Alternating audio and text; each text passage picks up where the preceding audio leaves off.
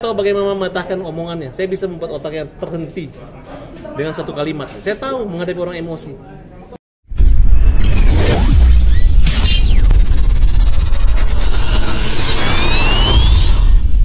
Saya bela Hotman. Saya bela Hotman Paris. Dan saya menyampaikan kepada Hotman bahwa Iklima sudah mencabut kuasa dan saat ini ditangani oleh masih rekan saya. Cuman yang perihal Medina Zain juga kata sudah mencabut kuasa, Bang Farhad juga tahu. Saya nggak tahu. Mana ada orang tahan kalau udah begitu. Jadi bukan dia menyelesaikan masalahnya, justru pengacaranya bermasalah dengan masalah. Oke? Pokoknya kamu itu bilang saya bukan level, memang saya bukan levelmu. Kamu nggak akan bisa ngalahin saya karena kamu emosional. Kalau saya mengalah, itu saya mengalahkan kamu. Betul gak? Jadi jangan sok hebat, nantang saya kalimat-kalimat sombong banget. Uya-kuya gak bisa dilaporkan. Kamu kalau bisa P21 atau ngelaporin uya-kuya, gak bisa. Kamu menghina Uya, menghina Denis, kau bilang cadel, kau hina semua orang, kau maki-maki semua orang. Polisi aja, peluru aja dilaporkan, diambil. Coba. Kemudian yang dari Medan itu ngomong apa? Kan dilaporkan juga pidana penipuan. Ya silakan aja berhadapan dengan itu. Kalau yang benar bukan saya dipakai Denis, tapi kalau kamu butuh menyelamatkan dari mereka-mereka, mau selamat ya pakai gue. Lu pakai gue lu selamat. Betul nggak? Itu baru selesai ngomongnya. Karena orang-orang yang bermasalah dengan kamu itu hormat dan dengar pendapat saya. Karena saya memberi logika dan analogi hukum yang masuk di akal. Tidak memarah-marahi, tidak menakut-nakuti, tapi orang jadi nyaman didamping oleh saya. Ya kalau bicara komunikasi, lu ngomong emosi bagaimana, gue ngomong fokus aja udah lupa otaknya dulu. Saya ahli, saya tahu bagaimana mematahkan omongannya. Saya bisa membuat otaknya terhenti dengan satu kalimat. Saya tahu menghadapi orang emosi. Makanya kalau berdebat dengan saya dia takut. Ketika berdebat dengan saya dia pasti akan tidak mau bicara dengan Farhad Abbas. Karena saya ahli komunikasi, apalagi sama orang emosi. 7 menit bisa stroke orang debat sama saya. Bisa stroke. Ya kan? Di otak saya itu nggak akan pernah berhadapan dengan dia. Saya udah tahu. Lu berhadapan dengan diri lu sendiri bisa stroke. Oke, makasih. Dengar kemarin dia mendatangi tempat Kopi Joni sendiri melapor. Kurang kerjaan, ngapain? Ngapain? Katanya untuk membuktikan nyalinya gitu. Nah, Itu bukan nyali. Kalau besok-besok disuruh lompat dari jurang, turun lompat aja.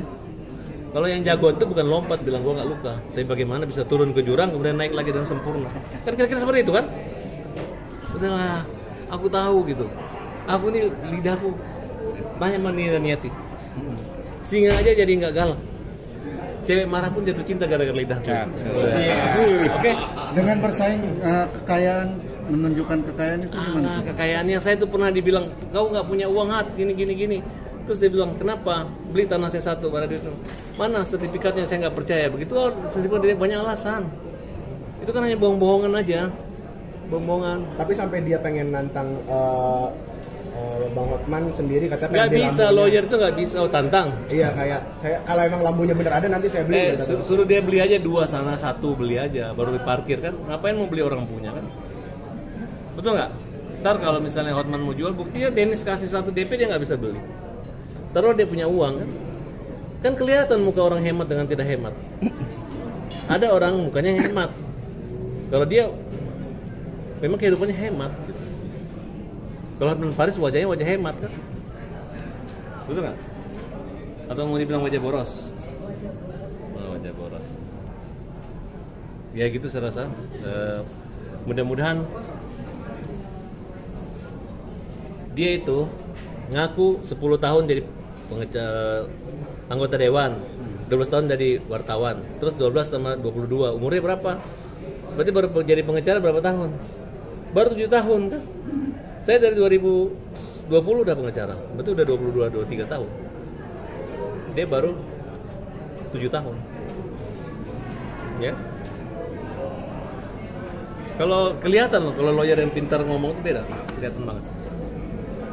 Saya tahu banget. Dia pernah sidang di tempat saya. Habis itu saya copot karena apa? Saya tahu kualitas. Saya nggak mau masuk penjara, makanya saya keluarin orang-orang yang nggak cocok buat jadi pengacara saya waktu itu. Ya. Itu menurut Bang Richard Lee, lu jangan takut Richard Lee. Gua taruhan, uang lu pasti balik. Lu nggak akan bayar tuh. Taruhan. Hakim Indonesia hakim-hakim waras. Jadi tegas bang, jadi tantangan bang Rosman ke Tantangan apa? untuk Tantangan aja kalau lu kepepet, lu cari gua beres masa lalu. Ya, nggak usah mancing-mancing terus. Tantangan apa? Nggak bisa tantangan. Kalau orang mau make, kalau tidak buat apa?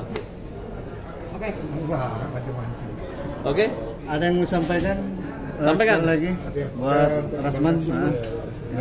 Buat masyarakat bahwa pengacara tuh seperti Farhad Abbas, ketawa-ketawa, senyum-senyum. Kalau marah-marah, Faisal pun kalau ketemu saya pasti ketawa, hanya nggak ketemu saya aja. Karena wajah saya ini wajah nyenengin. Betul. Awet muda kan? Wajah-wajah senyum gitu. Kalau udah muka di TV udah ya orang udah benci. Betul nggak, Pak? Kalau saya mantan istri artis, orang tahu ayah saya hakim agung, ayah saya wakil ketua komisi yudisial, nggak perlu saya teriak-teriakin. Ngapain saya bilang saya juru bicara presiden? Saya memang juru bicara partai waktu zaman kampanye Jokowi. Kami ada 100 orang, dari PKB 10 orang teman saya. Terus buat apa saya ngaku-ngaku? Terus jadi pengacara para menteri, pengacara Tommy Winata, pengacara kasus Tempo dulu, pengacara yang Bali 9, saya tangani semua kan nggak ada saya ditunjukin aja dia pernah membebaskan orang mati nggak, menghukum orang mati tidak jadi mati pernah nggak, pernah membebaskan orang kasus korupsi atau kasus pembunuhan nggak pernah. Nah kalau Pak BG itu memang dia kan sudah terungkap kan tidak pernah ikut sidang pra peradilan. Dia pun masuk ke pengacaranya Egy Sujana. Dan catat, jadi pengacara BG kuasanya tanggal berapa, dilantik jadi advokat oleh pengadilan tinggi tanggal berapa, catat. Itu kan ketahuan. Gak usah pura-pura saya nggak lihatkan, liatin tuh. Kalau nggak mau saya punya, nanti saya kasih kalian. Oke? Ya, makan-makan dulu. Makan dulu.